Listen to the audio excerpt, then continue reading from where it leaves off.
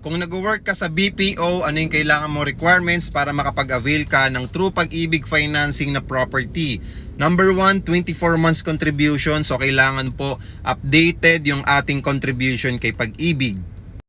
Next, syempre yung ating 2 valid IDs, 2 months payslip, certificate of employment with compensation. It's either basic or gross monthly income yung nakalagay doon.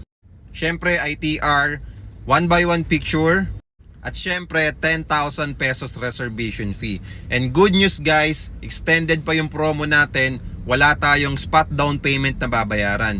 Kung Pag-ibig member ka, pwede mo nang i-maximize yung benefits niyan. Alright? Kung employee ka, kahit saan mang company ka, private or government company, walang problema.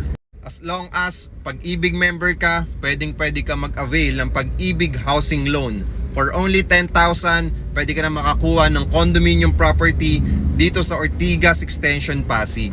So ano pang inaantay mo? Kung matagal ka ng member ni Pag-ibig at matagal ka na nag-work, okay, sa private or government, just follow me and message me para makapag-usap tayo.